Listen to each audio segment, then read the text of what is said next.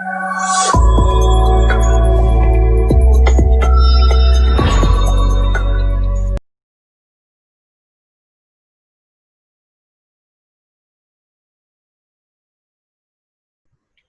and welcome to Nirmal, ladies and gentlemen. I'm Daria. We have with us Kunal, Shah, head of Commodities Research, joining in. Kunal, let's start with gold today. Today we did see record high levels that did come in with regards to gold, but there was some bit of profit booking that did come in on that commodity. If you could just help us understand what is the kind of psyche that the traders are looking at right now? Yeah. So what is happening with gold is I was expecting gold to witness some profit taking, but instead of that, it has moved up. Mm, My reason, I'm still of the view that it should not run away immediately. The reason for the same is that it is only ETF buying driven rally. So right now, if you notice what is happening across the world, all asset class are rising together. So mm, may it be equity, may it be crude oil, may it be metals, may it be stocks, rally in bonds. Each and every asset class are rallying together because of liquidity. So now if there is so much liquidity in the market, then on theoretically gold should move up further because it also raises concerns that if things are not smooth going forward. So my long-term view always have been on bullish side, but in short term, I still feel that upside should be capped 48,400, 500. I will still like to stick with my view. And if it goes up 48,000 to 5300, I would like to still short gold. 48,500 would be the stop loss for the same, and 47,800 should be the target for the same. So my long term, if you ask me what is going to gold going to be in next 1 year, 1.5 year, it is definitely going to be 2,000, $2,100. There is no doubt about it. But in near term, it is just constant speculative buying coming from ETF. So if you look at our today's bullion report, we clearly mentioned the way ETF are buying in West. It seems that they are just relying on gold. The massive buying is coming only from gold ETF, and that is the reason why gold prices are moving up. Apart from that, there are no easy answers to the problem which is created by central bankers. So now they are doing yield curve control. So they are controlling the yield, and that is another form of QE. So so much money being poured by central bankers, bullish for gold, but I believe that it is a consensus view right now. So even if one is going long, either on a long or short trade, please keep a stop loss because gold is having a huge position right now. So 48,000 to 5300, I will short, and 500 will be my very small stop loss of 500, and 47,800 would be my target. right. So with this, if you could just help us understand now, usually, we've already spoken about it earlier as well, that it is often used as a safe store when, there is that little bit of political uncertainty, where there is financial uncertainty, and a hedge against, say, probably inflation as well as risk aversion. Do you think till clarity emerges, say, from the medical perspective on COVID, especially on the vaccine, or once new cases start coming under control, till then we will see this volatility that will continue and these bouts of uptrend? Yeah, so on one hand, now there is a possibility of second wave of coronavirus in many countries, and markets are not listening to that. So in that scenario, gold should even shoot up further. But the fact is, gold is not shooting up the way it should have if the crisis is going to worsen. So in near term, I believe that if things are getting control or some medicines are found, at that time we can see some profit taking or correction in gold, but the overall impact of whatever is going on is very, very, very bullish for gold because US central bank's balance sheet uh, before the COVID crisis stood at $3.5 trillion. Right now it is $7.2 trillion.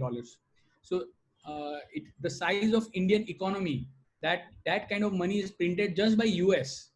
So just imagine what will happen if you take the total number of the money printing that goes to 3.5 times of the size of Indian economy. So Hmm. $9.5 trillion have been printed by global Western central bankers so far. Hmm. and they are not stopping. So this number is going to go up to 10 and a half, 11 in next 2 months. So much Hmm. money coming. So on overall trend definitely. So 48,500 above, you can definitely go long. But for the time being, I feel that upside should be capped mainly because of expectation of profit taking. Okay. And what's the view with this with regards to silver as well? Because we did see a downtake, with regards to silver as well.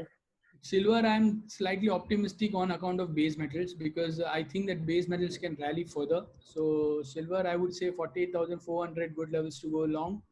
48,800, 5,900 one should book profit, and 48,200 should be the stop loss for the sale. Okay.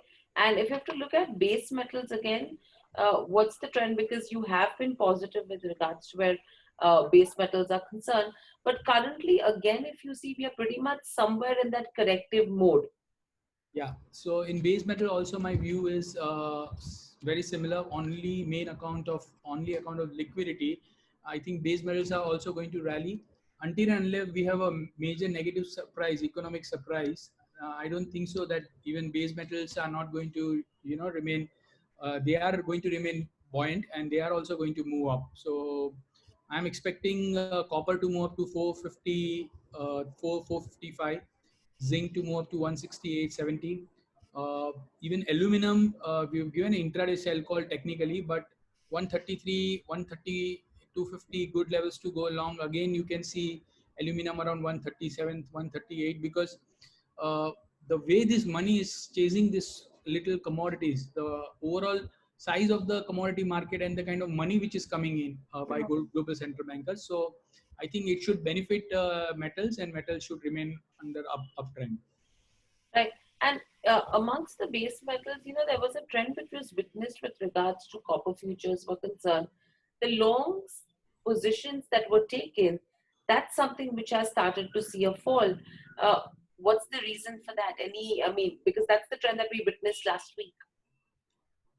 I didn't couldn't understand your question. What So basically my what? question was that, with regards to where the long positions that were taken, especially in the copper futures last week, now the data that did come in are clearly saying that all of these, long positions that have been either squared off or you're seeing the longs which are reducing on copper. Yeah. So as for the CFTC position, there has been a further built up of long position which has taken place, and I believe that CFTC position generally has a lag of 1 day. So Okay. we get a position and there is a lag of 1 day. So it's not the leading indicator for determining whether there are long or short. So we are always kept in a dark for from by 1 day. So in that day things could have been different also. So I don't read much into CFTC position. I basically look for the macro factor, and macro factors are clearly indicating that so much liquidity, copper and other metals should get benefit. Okay. And now coming back to with regards to what's happening with crude as well. Uh, this is, I think, after a very long time, after March lows, first time we yesterday closed above that $40 per barrel mark in terms of crude. What's the sense? Any strategy, Kunal? Even crude, looks positive. 3,100 good levels to go along. 3,200, 3,220 for the further upside. Reason remains the same. I would not give any other reasons and justify my bullish argument.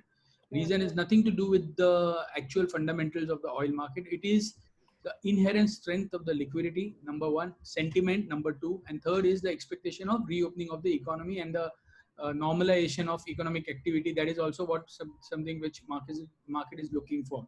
So in that scenario it should go up, and 3200 are the levels with what one can expect during a day or two.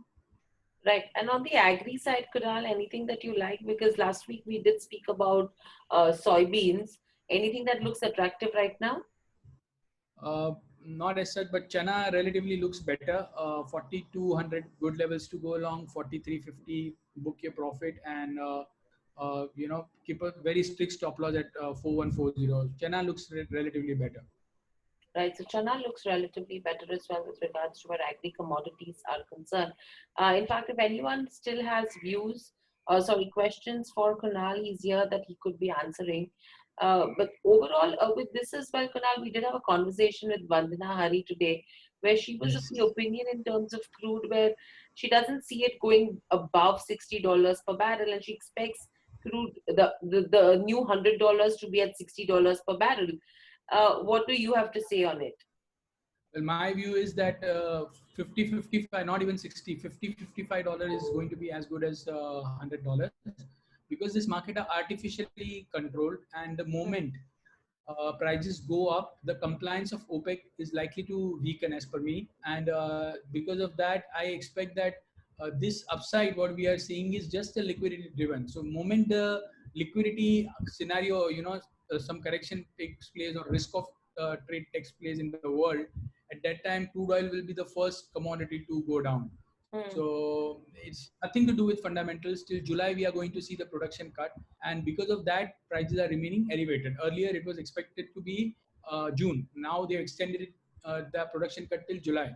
So I don't know what they are going to do after July, but if they are restoring some of the cut production, I think oil will definitely go down. Right. So pressure on oil that could be coming in if production is restored, say from the month of August onwards itself. I don't think so. There are any questions pouring in. So I think we will end the webinar here. Thank you, Kunal. Thank you so much for joining in. Thank you, viewers, as well, for coming by. Thank you.